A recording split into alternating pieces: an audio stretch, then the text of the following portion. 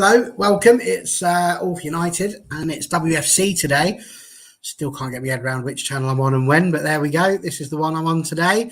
And we are talking, obviously, about the women. And specifically, as the thumbnails suggested, are we becoming Lionesses FC? I've seen this thrown around, bandied about on Twitter millions and millions of times. I might be exaggerating slightly, but I've seen it quite a bit.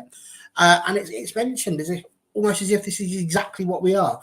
And it's an interesting topic, really, because there was a lot to be said about it. We mentioned it quite a bit on this channel with regards to the people who play for Manchester United. Have we gone too domestically heavy? I'm not convinced that we have. But there's lots of conversation, I think, to be had around the topic of Lionesses FC. Is it something that we're doing? Are we just taking advantage of a fantastic Euros? Or are we in a situation where we are marketing our football club purely around them? I'll get this one out of the way straight away. Thank you very much. Appreciate that. It was my sister's dog. It's not mine. But she was, a very wonderful dog, and she should be missed. So there we go. So this one's for you, Miley. Not that she cared about football in the slightest. She only wore the Man United thing because I got it for her. But that's the beauty of being a dog. You don't have a choice. Not like children. They make their own minds up eventually. So there we go. Anyway, Lionesses FC. Sarah, it was interesting when I messaged you to see if you wanted to be part of the show today. You said you were thinking about this too.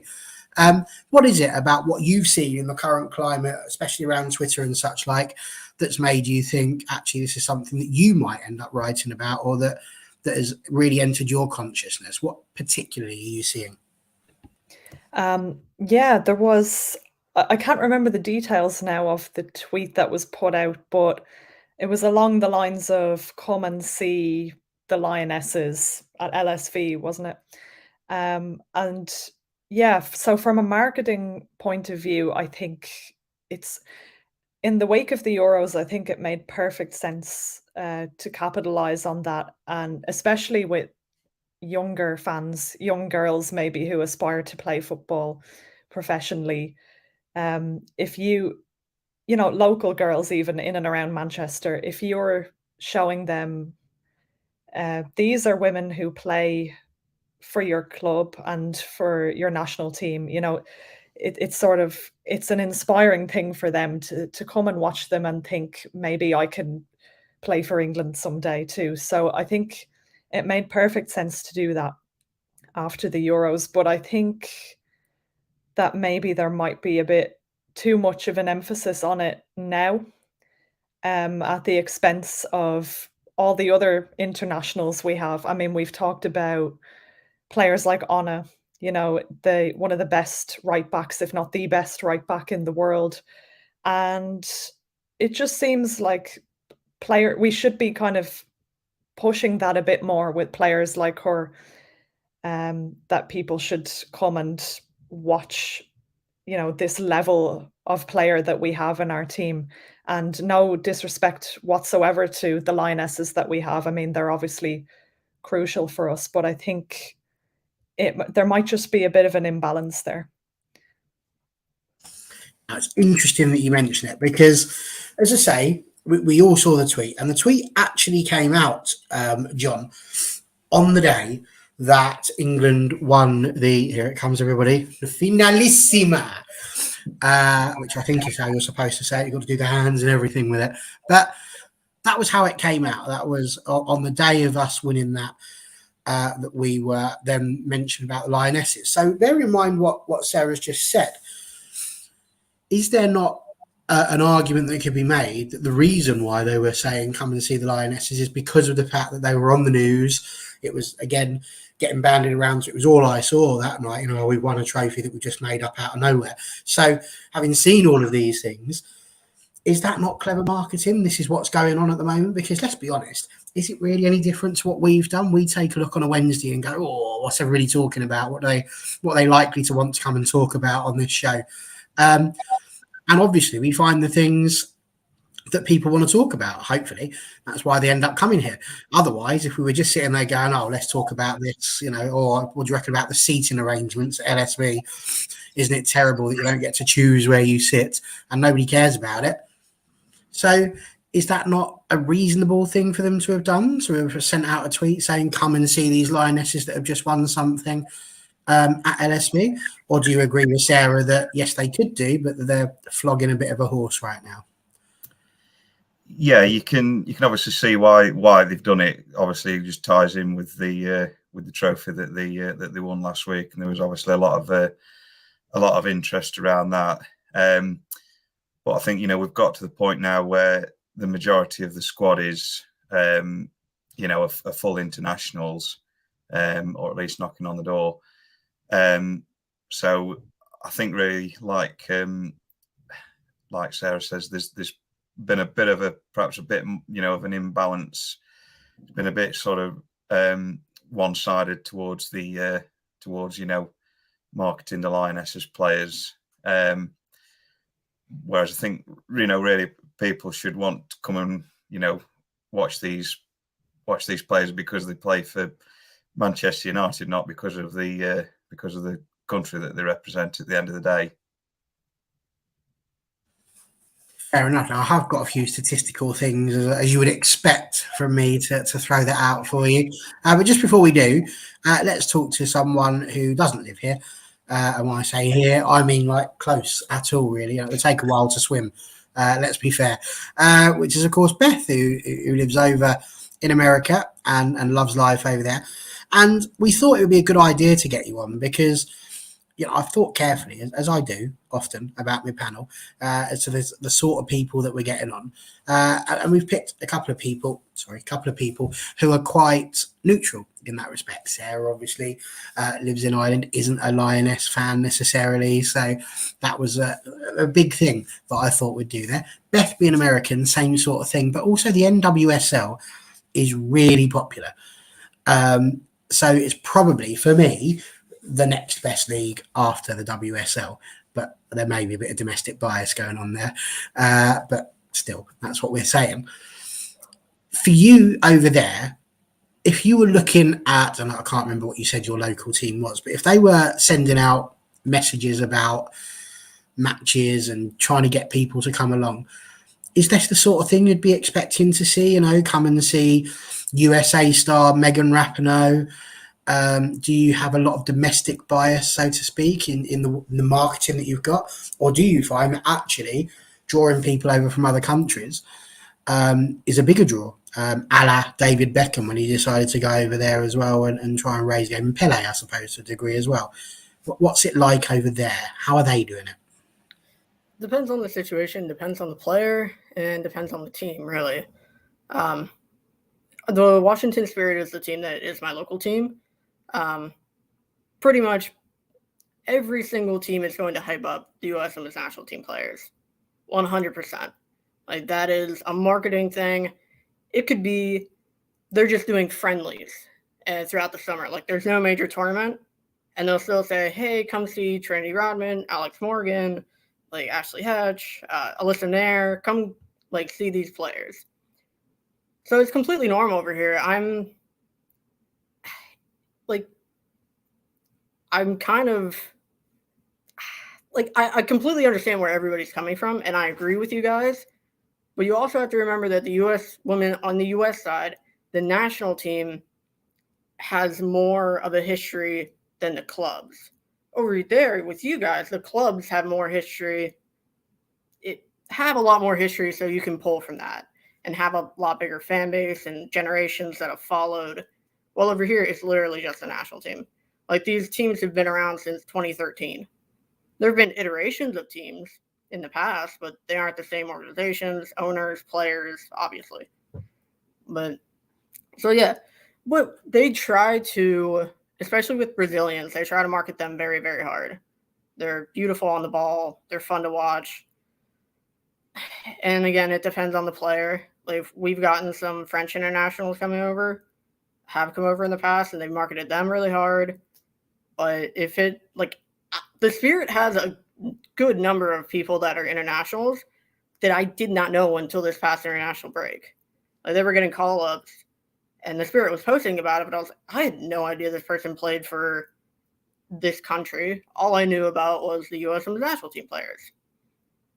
And that's pretty much the gist of the U.S.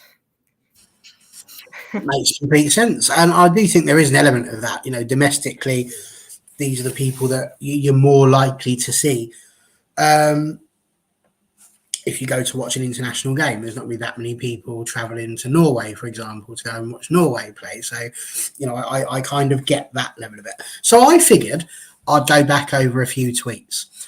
And just quickly, because I forgot to do this, somebody was talking about, so Ken's mentioned it here, and so did Kerry. Ken and Kerry, they both mentioned the interview that Ella Toon did. Ella Russo, that's probably what you'd call them when they're together. The interview that they did, because there is a Russo one as well that I want to bring up. We're going to come to that. We'll do that a bit later on in the show, because I kind of want to stick on the topic that we're on at the moment. Wouldn't it be ironic if we went off the boil completely and started talking about Lioness players whilst talking about Lionesses FC? So let's try and stay on topic where we can. I wouldn't want to get told off. But I went through all of the tweets since that tweet about the Lionesses. I thought to myself, how many of these tweets would actually feature a Lioness player and how many of them would feature somebody else? So literally an hour ago, they posted Vilda Risa whilst talking about our other international Reds. Then there was a bit about Mark Skinner and the fact we've got an FA Cup semi-final, which I think can definitely be forgiven, because I think we kind of want to know that. Then there was a bit that said international Reds. Then there was another one about the semi-final. Then there was one about Katie Zellum, and I left that one in the middle because I'm like, she's not really a Lioness because she's not been playing for them. But you could argue domestic bias, so I put that in the middle. Then there was one about Alessia Russo, so that was one. Then it was National Pet Day, internationals, one about Lyon and Riviere, one about the Aston Villa game being moved. Then there was one about Russo and Toon. Another one about the semi-finals. There was a bit of a theme going on there with semi-finals. Another one for Vilda. An advertising one for Adidas. A Happy Easter tweet. Wales, semi-final. Aoife Mannion, ×2. She got 2 on a trot. Scotland, Martha Thomas. Then there was the Lionesses tweet. And then a couple before that, you had, obviously, another one about Martha Thomas scoring. And the Finalissima. And I thought to myself, that's quite interesting because out of all of those tweets, that was 3 that was sort of Lioness heavy. And actually all of the rest of them were about international players and other things during that as well. So I don't know. Do you think, Sarah, there's the possibility that just because there was this Finalissima, and let me be brutally honest, I couldn't get the hype that was going on around winning this match. We beat Brazil. That's literally all that happened. It's not a cup. It's not a trophy. They've just made it up. It's on the back of a fag packet. It's nothing special.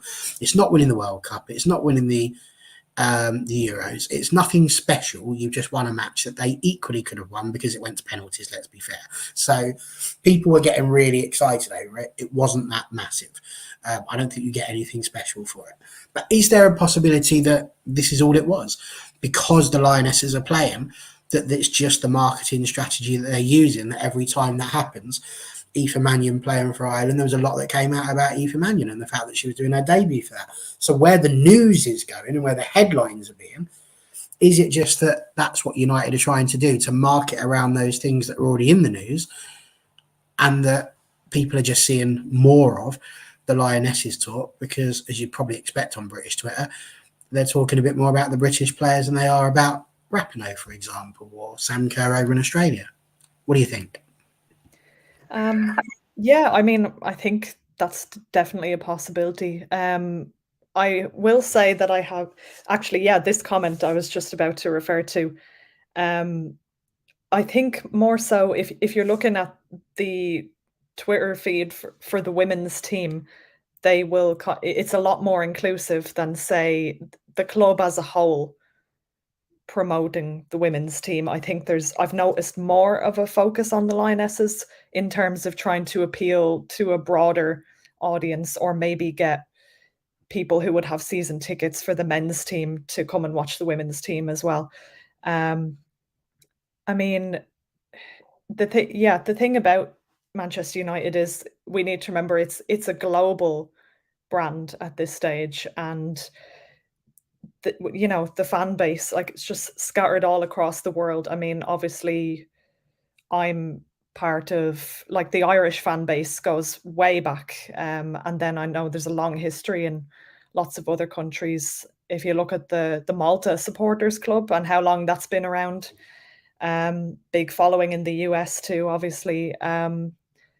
I just think sometimes maybe United fans who are not English might feel, I don't know if left out is the right way to describe it, but just, they're not necessarily going to have a huge interest in the England team. I mean, lots of English people don't either, but that's a whole other story. Yeah, I just think there's a slight difference that I've noticed between the general marketing that the club does and then, say, I don't know who the social media team is, but I think the women's team at this stage have, I could be wrong, but have people who just do the social media for them. I think that's a bit more inclusive, but that's kind of my take on it. Fair enough, because let's be honest, as you just said, you are Irish rather than English, so therefore that would be yours. Sorry, John, but you're English. I'm going to have to skip you on this one. Beth, you're not. So in response, I'll come back to you, don't worry. But in terms of what Sarah's just said, do you feel not quite left out, but maybe not quite as much of a part of it when you see these things from Manchester United and it's more domestic based? Or is that, dare I say it, the perils of being a fan from afar? I sometimes feel a bit jealous of people like John who live, pretty close to Old Trafford. I mean, he's not quite close, not next door, not like John Commode. But you get a lot of people that are right around the stadium, and obviously that can be quite depressing for us, even as domestic fans, because it's 3-4 hours if I want to go all the way up to there. It's a long old trek, whereas for them lot, it might just be, lock the door, take a little 10-minute walk and you're there. Is that just one of the perils of being a far-flung fan? Yeah, pretty much. I mean, yeah, it's something that you kind of have to get used to. It's going to be, you're based in England, the club is based in England, the club is based in Manchester. There's going to be a lot of marketing for that. And that's just how companies and sports brands work. Like the Washington Spirit does a lot of DC marketing. The Cherry Blossoms, huge thing for all the DC teams. And like the Warriors and the Chicago Bulls, like depending on where you're at, it's going to be marketed towards that area and towards that country. So if like let's say I'm a Chicago Bulls fan. I'm not, but let's just say I am. I'm going to feel left out because I'm not in Chicago. Even like it would be god off, maybe a 3-4. I don't know how far the flight is, but it's a long drive that you just need to fly. So it's just something that you kind of have to get used to. That's what happens when you've got a massive country and it's so big. Take loads of roads along it rather than just sticking on a bit of it and going, we'll leave that bit. That's what Australia did, you see. They were quite clever. We'd call that desert. We'll just leave that. We'll just populate this bit. The Isle of Wight, I think, were quite good at doing that as well. There we go. John, it says on there that we just put the comment up from Sporty, the name Manchester United should sell itself. Do you think that's the case? Do you think Manchester United, the name, should just sell itself? And where do you stand on the whole Lionesses thing with that? We said obviously about how they were trying to capitalise on the Euros, but do you feel there's too much focus on what the Lionesses are doing and not enough on the others? Yeah, maybe a little bit. Like, I agree with that. Definitely, the name Manchester United should be enough to, sell it to anybody really, regardless of which country they represent. I think maybe sometimes, whether it's just how it sort of, filter through what you see, but you do seem to see a lot of this, a lot of the, fact that we've got 3-4 lionesses playing for us. I think it's perhaps a little bit over the top, I might say. How often they're focusing on it, certainly at the moment. I don't think it's quite necessary, really, how much they're pushing it, especially just lately. So I think like you say, they have been mentioning the other countries that we've got in our squad, like the Wales and Ireland and Scotland, and of course all the others as well. But it perhaps just seemed to be a bit too much of shoving this, lionesses down your throat, so to speak. Good point. So I looked at what our usual sort of starting 11 is, really, and obviously Mary Earps in goal, so count 1 for your lionesses. On a Batier right back, 1-1. May Letitia, she's out there with them at the moment, 2-1 lionesses. Millie Turner, English, but not in with the lionesses. Hannah Blundell, same problem. Katie Zellum, same problem. Leah Galton, same problem. So already you're talking about domestic players just from there. Hayley Ladd obviously is Welsh. It then comes down to whether or not you start Nikita Paris, Martha Thomas, or Lucia Garcia in that right flank position. And then obviously you've got Tooney and Russo, who are obviously going to be, well, they have been, haven't they, Sarah? The two darlings of the Lioness campaign as far as Manchester United have been concerned. Mary Earps wins goalkeeper of the year, world, whatever she might be in those respects. And yet most of the plaudits still seem to go to Ella Toon, Leslie Russo, because of obviously the goals and the things like that they contributed. People like Zellum and Paris aren't necessarily getting that much publicity, I suppose, as those two do. Do you think that's part of the problem? Do you think that because it's focused around people like Tooney, who go and score a goal in the Finalissima, score a brilliant goal in the final as well, for the Euros, Russo with that superb back heel, those are the sort of things that catch the headlines? Mary Earps keeping another clean sheet against Liechtenstein, maybe not so much. Do you think that's part of the problem, is that those marquee positions, so to speak, a bit like Sam Kerr with Australia? I couldn't name you really anybody else that plays for Australia, not straight off the top of my head. I'd have to think about it. Rayso, the one from City, she Hayley Rayso, she's Australian, isn't she? It takes me a while. I have to really sit there and think about it.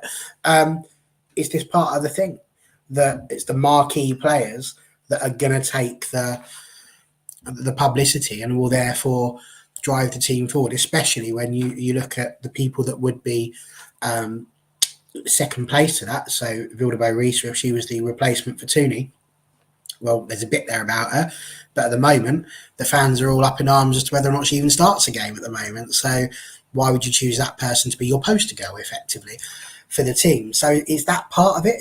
Because it's the marquee ones? If these two were defenders, would we still be having this conversation? Yeah, I think that's a good point. And I think as well, Tooney even more so than Russo, for the simple reason that she's local, she's a United fan. That's that's kind of the romantic story in a way, isn't it, that people love to hear. And we all love a diehard red, really, don't we, in the team? I mean, it's we've seen it so many times with the men over the years. So I think that probably really works in her favor as well. But yeah, definitely those are like the glamour positions. So I can totally understand that. And even, Mary Earps, like, of course you're going to market, come and see the world's best goalkeeper. I mean, if they didn't do that, I'd be raising serious questions about their social media team, their marketing team. I think, yeah, it's tricky, but I think it's about finding a balance. I mean, I don't think anybody begrudges the attention that those players get, and they're so key for us as well. But as I mentioned earlier, players like Anna, she's such a superstar. the fact that she's not a lioness or she's not English, does that, is that fair?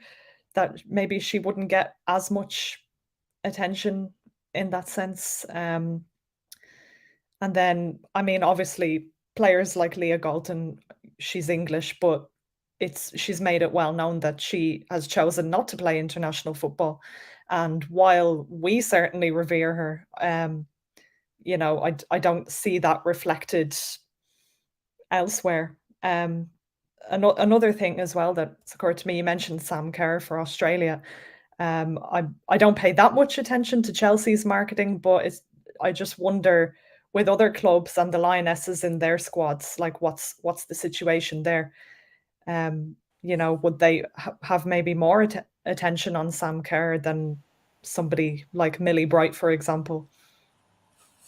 That's a great question, Sarah, and one that really I wish I'd thought of before we came on air, because I've had a look at their tweets as well. I might have a sneaky little peek whilst we're asking these questions here and see what else we've got. But absolutely, it would be very interesting to see how our marketing compares to others. But what I would counter that with immediately is that when you look at the WSL attendances that are happening, Manchester United are actually way above most, including people like Chelsea. So people that have been well established.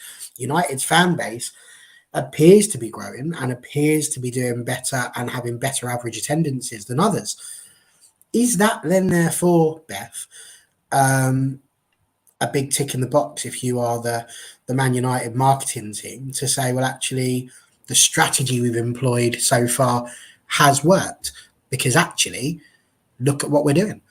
Look at where we are. We are in a situation where the attendances have grown. It's gone from being 2,000-ish to 3,000, 4,000, 5,000, depending on the games. Yeah. Big win, sure. Yeah, absolutely. As somebody with a small marketing stuff in my past, it's a big one. It's a big check mark.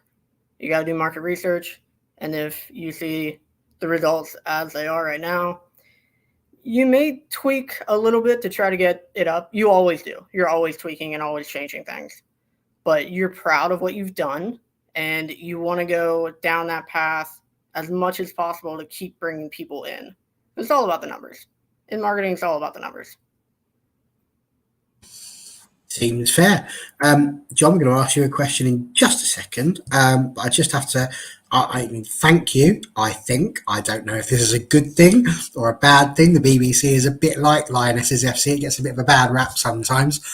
So I've got no idea. I also don't know which question you enjoyed or didn't enjoy there. So please do let me know in the comments so I know whether I need to shut up or carry on, because that's how I like to go. Well, I would say all embracing is a positive. So I mean, it sounds positive, but I don't want to come across as like, and then actually it's just like, no, that was awful, Barry. Don't do that again.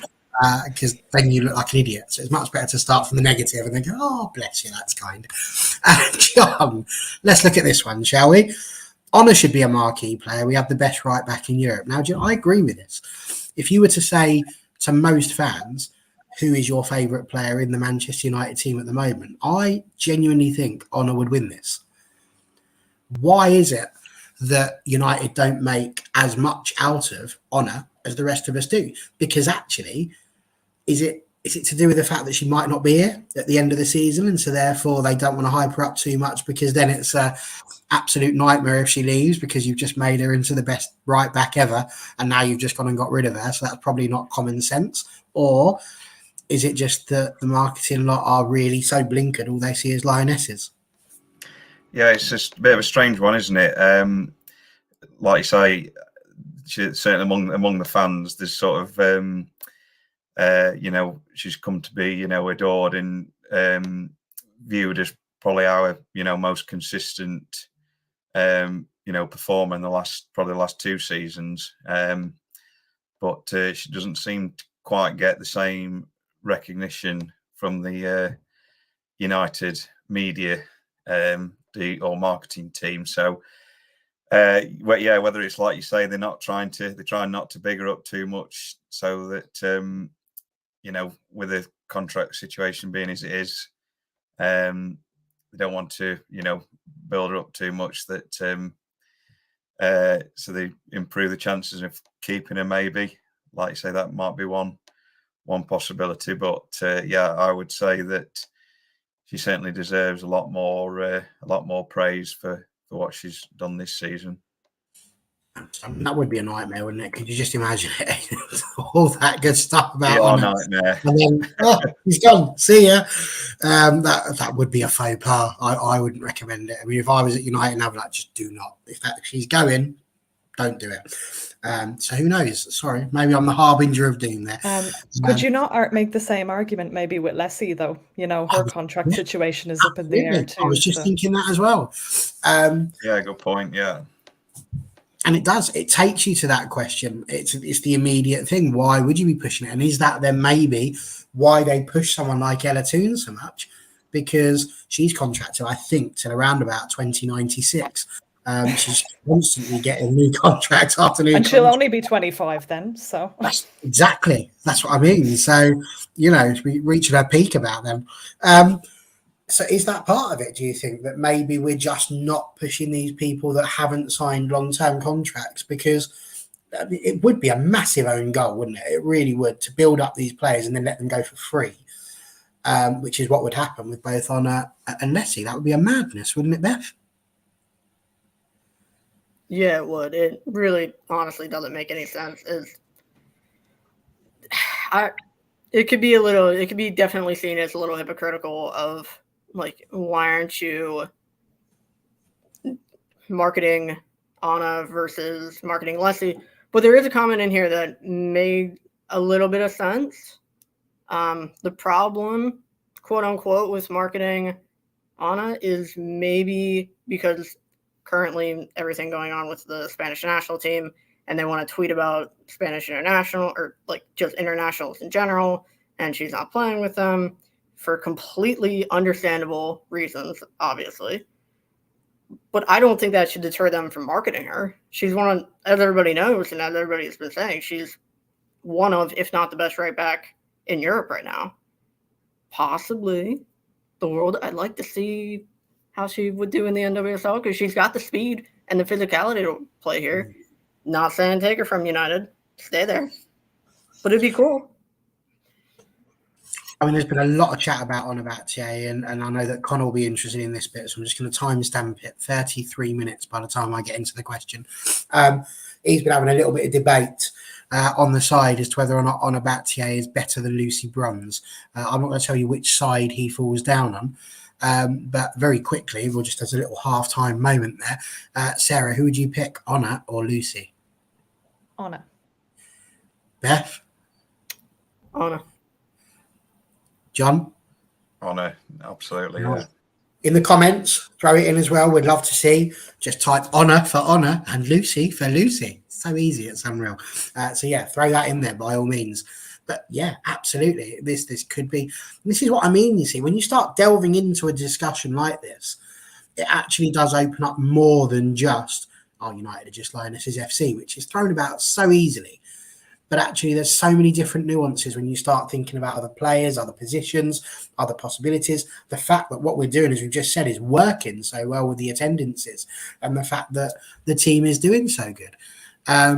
So, yeah, obviously, Chris mentioning that Honor's an absolute priority to keep. I think everybody feels that way. But again, as I keep on trying to tell people, it really does depend on what Honor wants to do, because keeping her against her will be kidnapping, and that's not allowed. I definitely can't do that, even though I would recommend it because I don't want her to move. But yeah, that would get us into a lot of trouble, so probably shouldn't do that. And yes, she does deserve a lot more focus. Joseph had put in, there's something we should know even in the men's game. Clubs promote or advertise more of their best and most popular players. That's what United Women's are doing, which is not bad. You think about the likes of Ronaldo, literally brought in for that reason. To market the team more and to make them more globally recognised.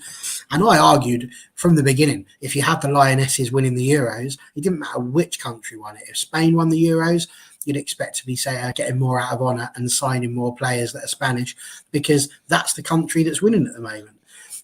With the greatest respect to Malta, people aren't going to be buying people from the Malta team if they're not winning the they're not in Europe, are they? So I don't know which one they'd be doing. They are in Europe. Yes, they are. They're the Euros. They wouldn't. I've lost it. See, the BBC thing wouldn't work for me. I need more practice. It's all gone wrong. But you get the idea. You're going to pick your players from the places where you expect the best players to be. So it absolutely makes sense. Let's quickly run through the last couple that we got here. Leslie going free would be a monumental blunder, but I think if it happens, that's what's going to go. Here's Connor. She is not even a debate. Notice how she hasn't. Oh my God, Barry. He hasn't even mentioned which she we were talking about. But here we are. Here's the answers. Honour. Honour. Honour. Honour. Not even a debate. Honour. I mean, we have got to take into account the fact we are all Man United fans, so there might be a little bit of bias going on there, but not a single one that says Lucy Bronze. So there you go, Connor. You may take that and do with it as you will, but I count at least 10 to 15 people there saying that Honour is better than Lucy. So there we go. Carrying on a little bit more with this then. We're going to move it into a slightly different point because we can keep talking about Lionesses FC until the cows come home, probably. But I want to move it on a little bit because the Football Beyond Borders charity set out a survey to a bunch of teenage girls who all responded. And I thought it was really interesting. We spoke about the attendances and that sort of thing. And they've come up with some suggestions as to how the game could grow. But I kind of want to just throw some stats out here, which is they said 63% of those girls that they surveyed couldn't name a lioness. 67% of them don't follow a woman footballer on social media. 29% of them never play or practice. I was saying to Sarah before, I don't understand the way they word some of these things, because to me, that's 71% that do. And so therefore, that's a really good number. Speaking as someone who's worked with young children for most of his life, if I had 71% of my school taking part in physical activity, I'd be absolutely delighted. 23% never watch, but then again, 77% do. 56% watched a match at the Euros, at least one. 26% of them since then are watching at least one time a week. 46% watching more than they did before. 17% are part of a club, so that could potentially be improved. I agree with that. 10% of those girls never watch a men's football game, and that rises to 25% for women. So that is an interesting question there. And then 69% have bought nothing football related since the Euros. So there was a lot of conversation that went on around that. And I then thought, well, but does that relate to the boys as well? Because there's a lot of talk about the girls and inspiring girls and everything. But even in the men's football world, are there boys watching men's football? I couldn't find any for teenagers. You've got to be careful what you type into Google nowadays. So I just decided to go boys watching football.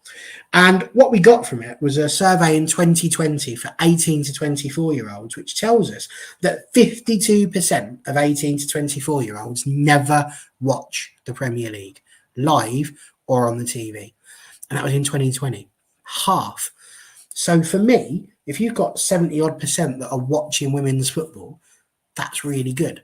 And I think there needs to be a little bit more nuance in that debate. Based on what we've just mentioned there, Sarah, would you agree with that? Just going into that in general, that there needs to be a bit more of a comparison there. If you're talking about taking in the men's space, so to speak, you're going to need to check the numbers a little bit more, surely. Yeah, I think so. What I'd be interested to know as well is how many boys would watch women's football, because you see so many young boys at games. I mean, I saw quite a lot at Old Trafford recently with, the names of the women's players on their shirts, and, well, also adult men as well, for that matter. And I was just walking back to the tram afterwards thinking how nice that is to see. I mean, obviously we get men going every week anyway, but it's just, I saw one guy on the tram with his son who looked about 10, and just overheard him talking to some people about how it was the women's team that really it prompted his son's love of the game, and he's got his idols like Russo and Toon and Anna and players like that. So I just think, yeah, I think that would be an interesting thing to look at. How many, especially of the guys who don't watch Premier League football, how many of them might be watching WSL? Absolutely, that would be a really interesting one to go with. And I mean, John, TJ's put here, and I agree with this entirely. Probably teenagers already have their hobbies and interests set already and need to start younger. I don't necessarily agree with it to the point of, well, they can never change and you can never have new things, because I wasn't really interested in women's football until 2018, funnily enough, and that was because Manchester United didn't have a women's football team, so why would I care? I'm not like Sang. I can't support Man United and then go, do you know what, I'm going to go and watch Chelsea, because that just feels wrong. It feels all sorts of wrong to me. Man United's my team, and that's it. I didn't mind doing my Stevenage work because it's literally where I live, but I'm not going to go and support another WSL team just for the sake of it. But this is a really good point, isn't it? Is that actually you do need to get them when they're younger. And I think what we are seeing, certainly within primary schools, is that there are more younger children who are looking for these hobbies and looking to take part and playing from a younger age. And because they're now playing with other girls and they're not playing with boys who are going to bully them off the ball, or they're going to have to worry about whether or not someone's going to barge them off and, then they're going to fall over and hurt themselves, because nobody wants that, whether you're a boy or a girl. This is where we need to catch them, isn't it, at primary school age? And we may not really see the legacy of the Euros until 5-10 years down the line. Yeah, I think there does seem to be that more, accessibility to get into football. From what I've seen, it's, like I say, the impact of the from the Euros is sort of, we've had a bit of a, snowball effect of, increased interest, and certainly as regards, going to football games, you could probably argue that it's a bit more easier and accessible going to, women's games with the, there's sort of more availability for tickets for, just the general public, and the prices are still a lot more attractive as well compared to what it is to get into men's games. Absolutely. I mean, I think the season tickets for United are going up, I think, to read somewhere about £60.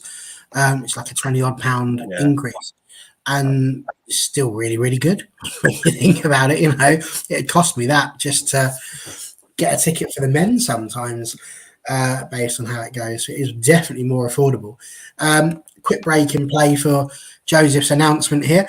Apparently he watched Jade Riviera play yesterday against France, and she delivered for the short time she came on. So that's good news, and good to see that she's getting back into her groove. Sporty's put, he lost interest in football for a period of time. It was our women's team who reignited it for me, which is really interesting. And to be honest with you, I don't blame you, because by the time we were getting bored of it, so was I. We can all blame Mr. Mourinho for that, and Louis Van Boren. And again, that was awful. Honestly, I'd rather watch paint dry. Insufficient terrestrial coverage. Not everyone has or wants Sky. Some of us have got Sky and wish we could get rid of it, but unfortunately you're locked into a contract. So there you go. That's life. But this is where I wanted to ask you, Beth, a good question from TJ with regards to come back. The same phenomenon in the US regarding age of influence. Is that how you spot it in the US? Do you think your game has grown as well as it has because of the fact that the age of influence is starting from a younger age? How does it kind of work over there? I mean, we've had lots of discussions about like your college system and things like that, but where do you see girls getting into football? Is it that it's at a young age? Do they do that as teenagers? Where's the entry point generally? It is generally younger. But it all depends. If you ask like a lot of the players that are on the national team now, they were super young or not born yet, which blows my mind, when 99 happened. And then it goes snowball from there. 2003 and 2007 were not good. 99, was that the treble? No, 99. That was good try. The U.S. winning the World Cup on U.S. soil. But yeah, and then 03, 07 were not good. I don't even remember watching those, to be completely honest with you.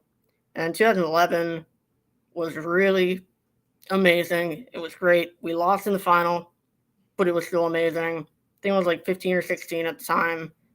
And that reignited my love into the sport. And that's probably what happened to a lot of people is you watch it when you were super young and you got excited. And remember, there wasn't a women's league. I don't believe there was a women's league in yeah. I agree with that.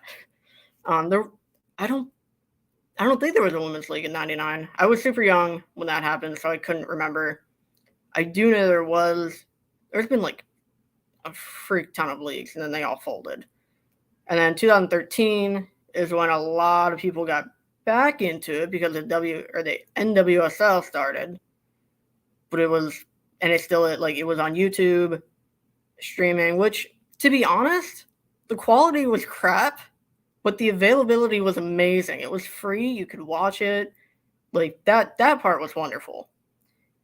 But yeah, it all depends, and it is very relative of when we were doing well, when we weren't, and was there a league or not. And yes, there was definitely the WPS, and there was one other one. I think both of them went bankrupt, or something happened with one of the clubs that there was a whole scandal.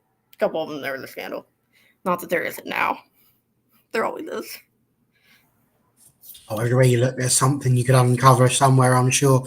But yeah, and I think that again is a really big thing of it. You know, football will grow exponentially where success is. That's the nature of the beast. People will generally be drawn towards those. You only got to look at the United fan base and everything that happened under Alex Ferguson. Oh my goodness, the growth in popularity was huge. That's how we ended up getting as far as we did across to America and over to Australia and Asia. All of those things were because of the fact that we were so successful that people were interested in what we were doing. And in the nicest possible way, it's the same reason why Fulham aren't, because they've not been winning much. So it's quite tricky. But there we go.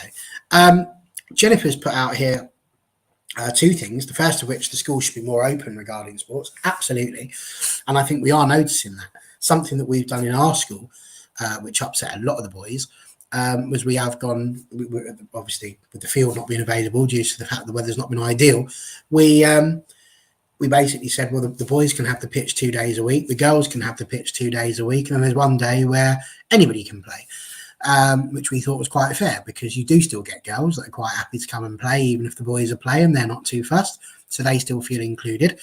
And actually it works quite nicely. It keeps them separate. It keeps the boys playing with the boys, the girls playing with the girls. And whilst in general, I'm not a huge fan of separatism all the time, I think there's times when it's really important. And I think things like this, when you're in a physical sport, is really important, because you want everybody to feel like they can have the confidence to enjoy the game, even if it ends up that they don't become great players. You just want them to enjoy it and become lovers of the sport. And that's all you should ever really want. When you're working with young children in that respect, in my opinion. Some people might think I'm entirely wrong, but there we go. The other thing she said was, are there any Louis van Gaal signings still playing for United? And the answer was, of course, yes, Martial is still playing. That's Anthony Martial, not Jennifer Martial. Don't know who she is.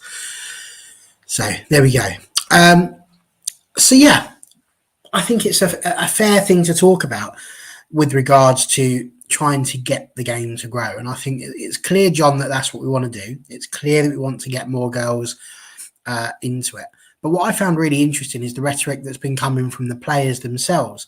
People like Leah Williamson saying, we don't just want to inspire girls. That's not what it's about. We want to be able to inspire girls and boys. Do you think there's an element there? Because I did say we were going to talk about some of the things that were suggested that could happen. And And there were three things in particular. The first was to hero women's football culture through powerful storytelling from the perspective of teenage girls who aren't represented in mainstream coverage, which is fair enough. And one of the things that was mentioned a lot was representation.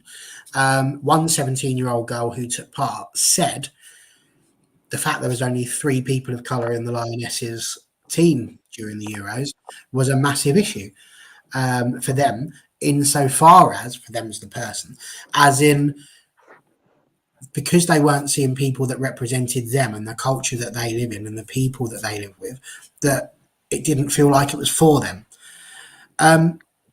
Do you think this is where football's got a lot to go with? Because you've only got to think about what happened with Lukaku. I've seen Thierry Henry and Micah Richards going off about that as well, with the yellow card that he got for doing the same celebration he's done every single week.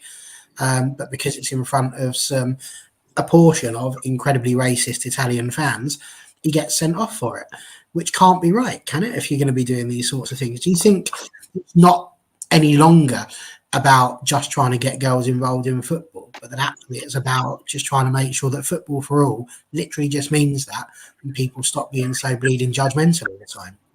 Yeah, that's right. Yeah, it's about trying to trying to get everybody involved in, giving everybody a fair chance.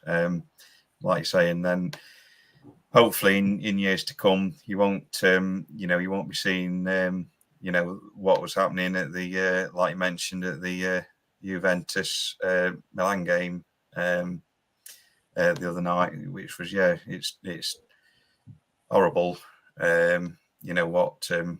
What treatment Lukaku and some of these other players have been subjected to the last few years. So yeah, you've got to try and focus on getting kids and people of all backgrounds and involved in making sure that everybody gets a fair chance. Absolutely, I couldn't agree more. And I brought up the Lukaku thing because I just find it bizarre, absolutely amazing that on the one hand we can all be saying, kick racism out of football and all of that sort of stuff, and then the next thing you find yourself looking at is somebody being sent off for doing the same thing that he always does. It blew my mind. And then the message that sends to people of colour is that actually, yeah, you can join in, but don't you dare argue back. And that's not acceptable under any stretch of the imagination.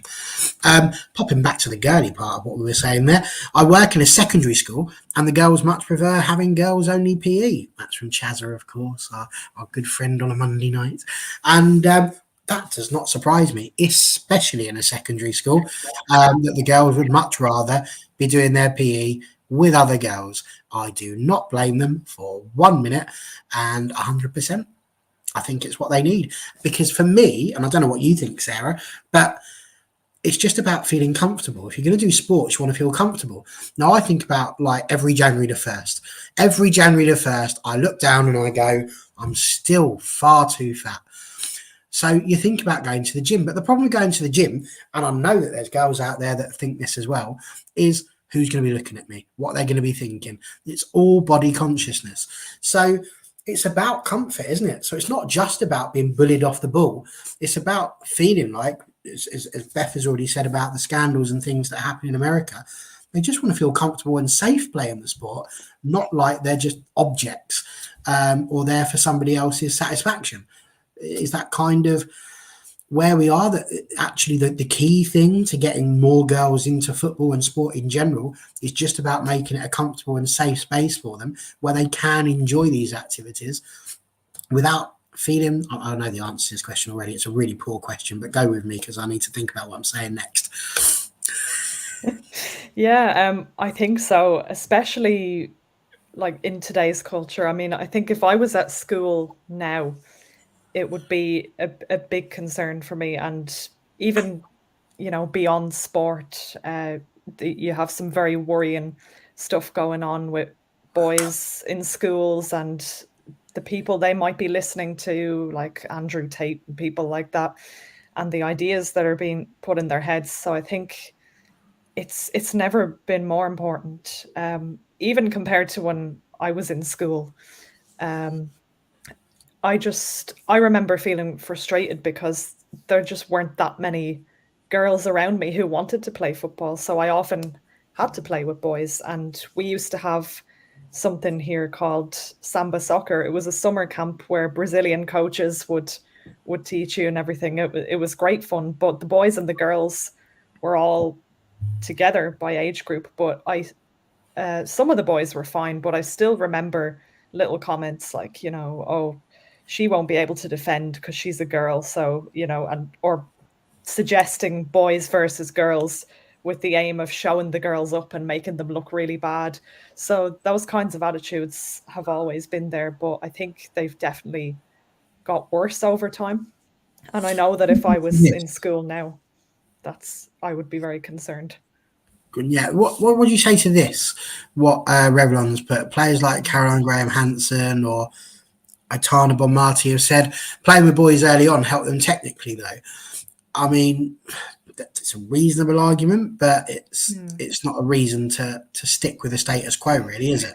Yeah, I mean, I guess depends what's meant by technically and at what age, because obviously at a certain point, boys and girls, like there won't be that much physical difference like between 8-9-year-olds. The older you get, obviously it becomes more of an issue. So whether those players meant it helped them be physically tougher or mentally tougher even, I can see how that would be a thing. But I do think it's important, as you said, for comfort, safe spaces, to, for girls to play together, boys to play together. I mean, I think there can be situations, I think maybe when they're very young, it might benefit boys and girls to play together, even just to teach boys about respect and that girls can do everything they're capable of. So at that age, definitely. But as they get older, well, maybe if that were to happen, then as they get older, you might see a change in mindset, hopefully. Fair points. Jennifer's put here, girls playing football and cricket is good. How about boys playing netball? Couldn't agree more. And this is half the problem. We are breaking barriers from years and years and years. I can still remember books. Books used to be for boys and girls as well, and that blows my mind. Adventure stories, you can only read those if you're boys. Why are the girls willing to do that? You need fairy tales and men coming to save you. And that's literally what the books used to be. It's a madness, an absolute madness. And this is the same thing. Charlie, bless her, says here, boys do a 6-week block of netball and dance. All students get access to as many different sports and games as possible. I agree with this. But again, we didn't have boys netball clubs as such. So certainly in the area that we're in, if you wanted to go into a tournament, it was a girls team or it was a mixed team. And even then, you could only have 3 boys on the pitch at any one point. The question for that is that because it's lack of opportunity, or is it because it's lack of take-up? Do the boys not want to do that? Would they rather play basketball? It's a really difficult thing to do. And if you started going down this rabbit hole for every sport that exists, I think you're going to find yourself in a fair few problems. And I think what it comes down to, my take on it, is just that it comes down to what people like. People need to like what they like, but you need to give them the opportunity to see it, to have a go at it, to try it, to feel safe and comfortable whilst doing it. And if you do that, I feel like more often than not, these people are going to be well enough to be able to make their own decisions and their own thoughts. We've gone back to Tooney and Russo naturally. Dave says you can see that Tooney and Russo do like being in the limelight as they both have YouTube accounts. Possibly. Tooney more so, I think, at the moment. But again, it's about marketing yourself. And I think a lot of these things have changed because of people trying to market themselves post-Euros as well. Why wouldn't they? They want more money. And that would make sense to do that. And yes, they are full-time celebrities. So good points there. This was an interesting bit, Beth. So tell us a bit more about this. It says there's ongoing stories that once a teen starts it in the upper levels of development, I'm not saying that word, that it becomes more and more pay to play for football. So poorer families start getting priced out. And I think, it says you're speaking about the US, this whole football beyond borders thing was talking a lot about inner city teenagers rather than just teenagers spread all across the UK. Is that pretty much the case that's over there? And if that's the point, I mean, it's sort of not so much pay to play for boys, I don't think, really. You might have to pay subscription fees to the team, but that makes entire sense because teams can't run on fresh air. They still need kits and all those sorts of things. So you are going to have to pay something. But is that the case over there? Yeah, it's 100% the case. I didn't make the team, but I did a basketball tryout, and that was, even the tryout was expensive. And then thankfully, one of my teammates' dads was a travel soccer coach, so I was able to practice with them. But we weren't going to be able to, like, we would find a way if I would have made the team and tried out, but it is extremely expensive. And 100% that's what happens. And it's not just, it is in inner cities. Like, that is a massive, massive, massive thing that is a problem here in the U.S. It is getting better. If you see the diversity now on the U.S. women's national team and the U.S. men's national team, it is getting better. It's not good and it's not great, but it's better than it was before. But yeah, that's my biggest. I honestly get so angry about this in the U.S. because I know people, and I've heard from people that would have been extremely good, both men and women, would have been wonderful at the sport. And this is for basketball, this is for baseball, this is for hockey, this is for soccer. Sorry, Barry. But this is for, like, all the sports. It's all pay to play. Every once in a while you get, like, stories of basketball and football where they're found and they're able to go to college on scholarship because they took their school to states or something like that. And very, very, very rarely that happens in soccer. But that is my biggest gripe with soccer in this country. And that's, to me, one of the biggest hurdles that is stopping this sport from becoming, and it's not the only hurdle. Basketball and football are always going to be, in my opinion, basketball and American football are always going to be above soccer in this country. You'll never get it above. You'll never get soccer above them. But that is to me, that's one of the biggest hurdles. And it genuinely enrages me how expensive it is to play the sport that for the rest of the world is known as basically a poverty sport. Like, you can go out. I visited Europe in 2015. Didn't go to the UK. But when we were walking around, like, Italy and Germany and Brussels, we saw a bunch of people just kicking the ball around. And you don't really get that here. Like, you're starting to, kind of, but you don't. Like, you see them playing wiffle ball, which is basically a cheap version of baseball. It's actually really fun to play.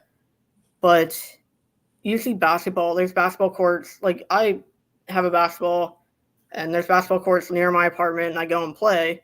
I have a soccer ball too, and they're in the soccer field, but there's more basketball courts than there are soccer fields, 100%. And those are seen as, like, the sports that get you out of poverty here in the States. It's not soccer. Soccer puts you in poverty. Basketball and football get you out of poverty. I think a lot of that is cultural. And, you know, what TJ's put here, you were much writing about developmental football via US football and why do we lag behind so much. But isn't this part of the thing? So, I mean, you mentioned that. I mean, Sarah, I'm sure that's the same for you in Ireland, and John, I know it's the same for you in England because I live here too. But we don't go wandering around and seeing, you know, the NFL football being thrown about loads in parks everywhere. Do we have basketball courts? A few, but I'd say there's probably more tennis courts that I've seen in the areas that I've been in rather than basketball hoops. And that's fine. I think there's sometimes too much of a focus on trying to make the sport the best that it can be, and it's got to be better than everything else. And they forget the fact that people are capable of doing more than one thing. Like, I really, really like tennis. I really like snooker. I like darts. I'm also a massive fan of football. I don't have to pick one. I'm not allowed to just support one sport and go, that's it. I can never look at any, you know, it's not a football team. And I think that's the case, really, isn't it, John? That actually, as we just said, for the girls, as much as for the boys, it literally is. Just give people the chance, give children the chance to try these sports, as many as possible, and let them see what they like. It's not about us going, you must like football, you must like NFL, you must like hurling. Is that an Irish one? Is that what you call it? Hey, go on, Bazza. You must like these things. It's instead just see what you like and go with it. Yeah, absolutely. Yeah, I totally agree. Yeah, it's the more the more different sports and opportunities that are out there, the better. And like I say, there's that many different types of sports out there that are more accessible to people these days, whether it be indoor sports or outdoor sports. Like I say, not every sport's for everybody, but you don't like you say, you don't have to be tied down just to one particular one and forget about everything else. It's as many as the more the better. Absolutely. So we're going to get to the point where we sort of bring this to the close. The last point I wanted to bring up from them was that they said, and this has been a really hot topic, certainly amongst a lot of the men that I've seen around my Twitter account, but the words that are used by Football Beyond Borders, I'm just going to read it as it says, but it says, support women to take up space in mainstream culture by elevating more representative leaders within women's football. Fine. And then it says, it's a very interesting word, hijack men's football culture and work with male role models to lead campaigns aimed at behaviour change in boys. Now, excuse me. Frog in my throat, wasn't going away. Having read that was a really interesting word that I thought was used there about hijack. I think there was probably a better word that could have been used because that's a really weird word, I think, to go and use. You're not hijacking anything, you just want people to be more accepting, a bit more like Ian Wright, I think is where we would be going with that one. But when we get these sorts of comments, this is where I think it becomes a nightmare. Cost of the kit can be prohibitive. Jackie Oatley's commented that a pair of boots for her son is as low as 20 quid, but if you want to get boots for a daughter, it's going to be £100. It's like, what are people playing at? And I find this really weird. This whole thing about equality is difficult. I think it was London Seaward, who put a brilliant tweet out. They were talking about women's feet and how socks aren't readily available. They're for men's feet. They're not for, when you're talking about football socks, they're for men's feet. They're not for women. Women's feet are different to men's feet. And I loved it. I retweeted it because just at the end of the first part of that thread, they put out a bit saying, honestly, just Google women's feet. And then just underneath they go, actually, maybe don't do that. And then they carry on with this whole thread as to why it is that women's feet are different to men's. But yet nobody's thought of doing football socks for the girls. And yet here we are with this. Cost of kit can be prohibitive, and it's an £80 difference for that sort of thing. We've spoken a lot, Sarah, about Lionesses and equality and inclusivity across the entire team, which has morphed organically, thankfully. I've gone very dark all of a sudden into this conversation. But I think ultimately, is this where we sort of are now? That there are men that are getting very, very vocal about the token woman that's being put onto shows. I don't pay much attention to them because actually a lot of these girls are doing a brilliant job. You look at Farrah Williams, she's doing a great job there, Alex Scott specifically, and we're getting all women teams effectively when it comes to WSL commentary, things like that. There's girls coming into the commentary as well. Do you think that we're seeing a difference there? And do you think that actually everything that we've discussed over this last hour just comes down to understanding and just being a little bit more respectful, I think, of other people that might just want to be interested as well?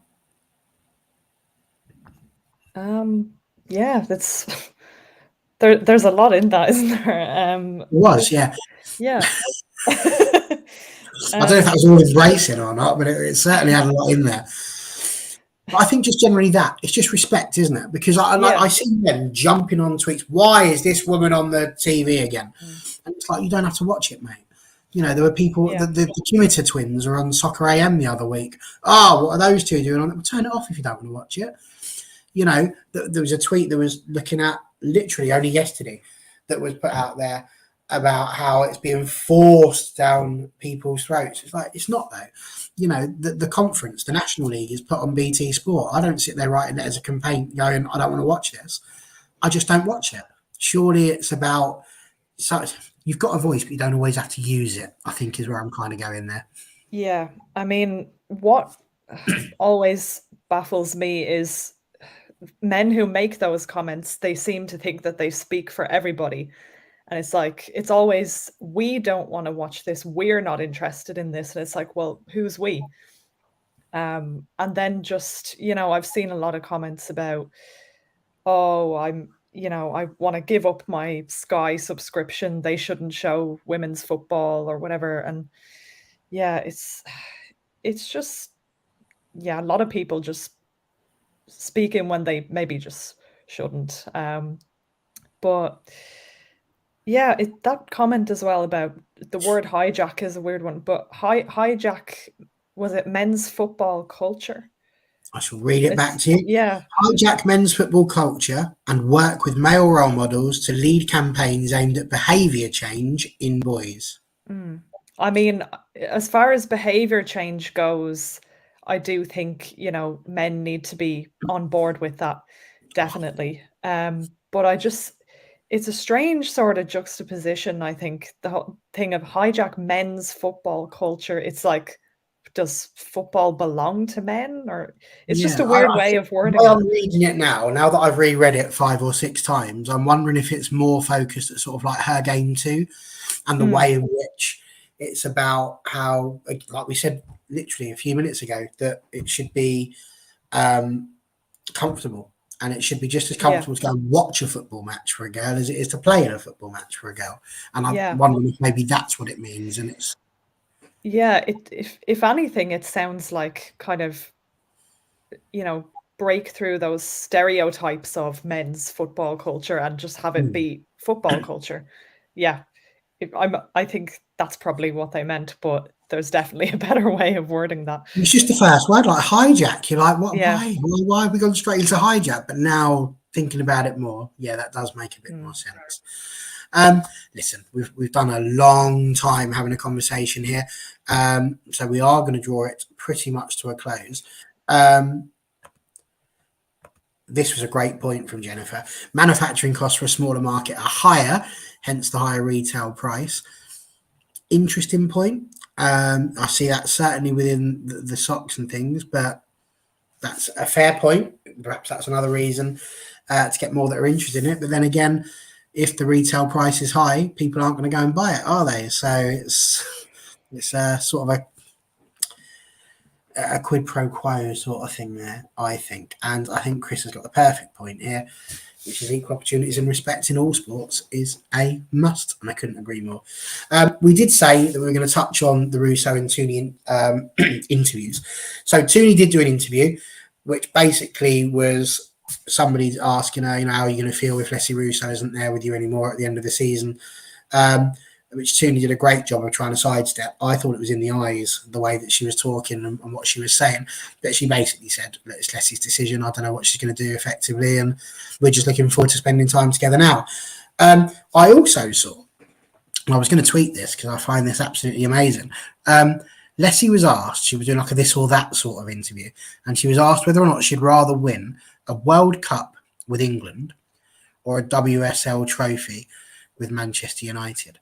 Have any of you seen that particular piece of video footage? Excellent. So I'm going to ask you, what do you think she chose? What do you think she chose, John Neville? Do you think she'd rather win a win or a WSL trophy with United, her childhood team?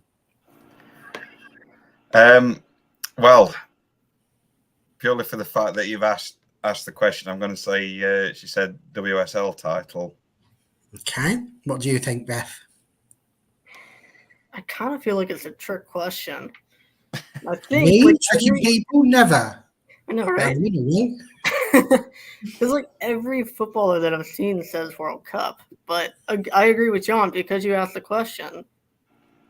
I think it might be the title. What do you think, Sarah? I'm trying to get into her head and think maybe WSL purely because that's the first thing on the agenda, and then a World Cup after that, maybe.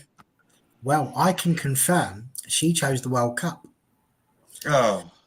And I found it. I mean, don't get me wrong, John. I'm with you, mate. You never choose your country over your club. That was an awful take, but it just made me wonder. And the reason why I say it is because I said it in the eyes for Tooney. I kind of got the feeling that Ella was basically saying we're just going to enjoy the time we've got together now.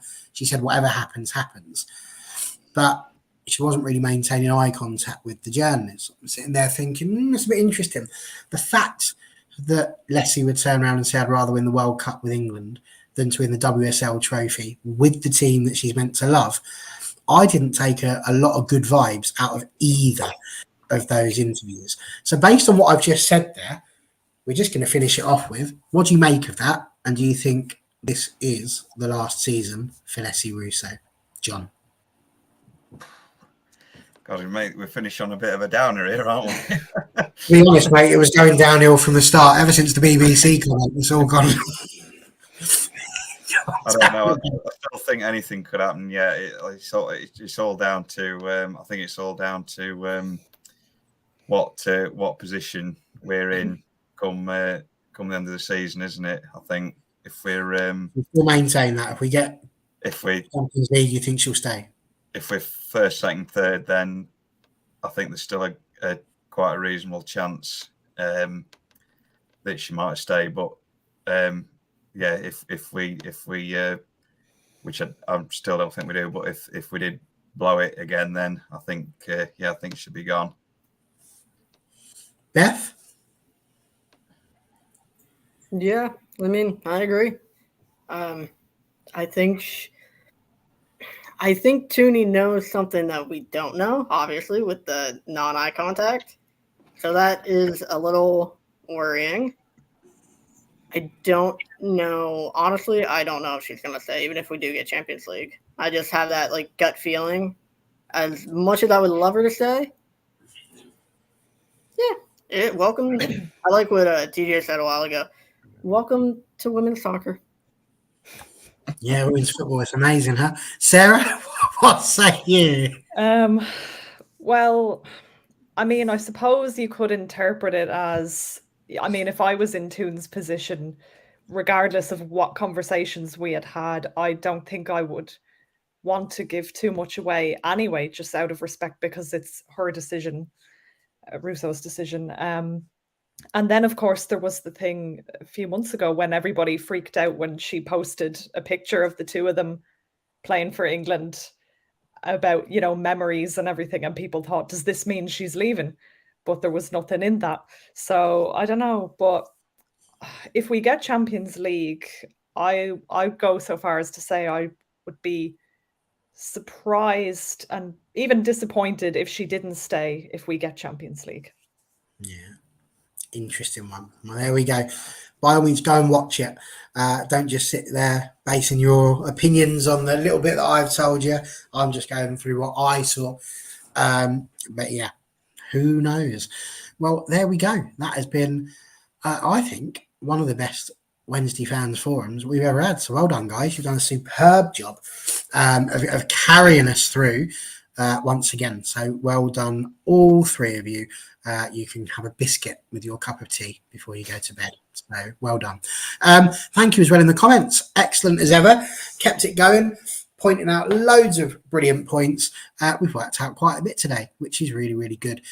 Tomorrow, nothing happening tomorrow because there's the Little Mass Manchester United in the Europa League quarterfinals facing Sevilla. So that's a big one. We need to go and win that. So come on, the boys. That would be great if you could. Friday, however, different matter altogether. I believe we're going to have a show on both the men's and the women's channel, not at the same time this time. But the women's channel, obviously, we've got to start looking forward to Brighton. So we are currently working on our guest list, but we do have a name that we haven't seen on WFC for quite some time. So we're very much looking forward to getting them. And let me tell you, boys and girls, it's a big name. You will know them. They're on Twitter.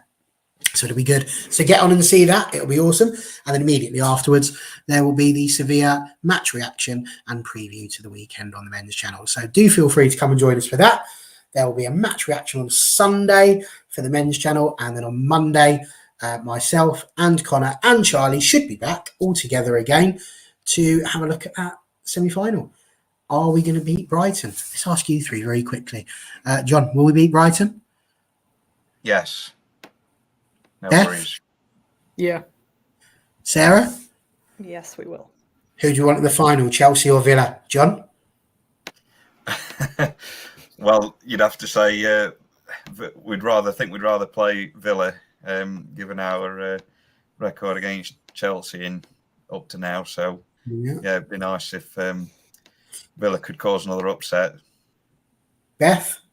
Yeah, I would definitely take Villa over Chelsea just because of our record. I agree. Sarah?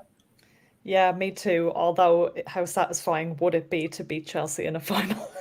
That's why I want Chelsea.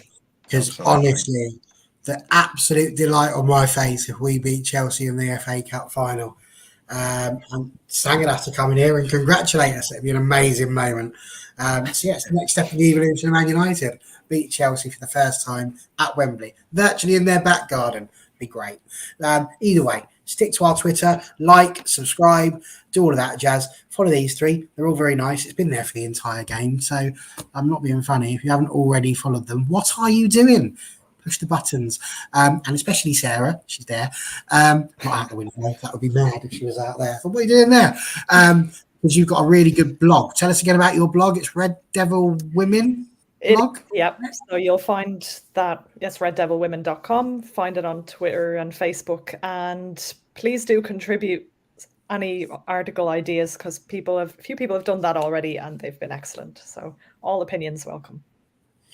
Absolutely. John Commode, he's already done one. So if you're a big fan of Big Johnny K, go and have a little look and see what he's written. But apart from that, cheers, John. Cheers, Beth. Thank you, Sarah. Thank you, everyone in the comments. We'll see you next time.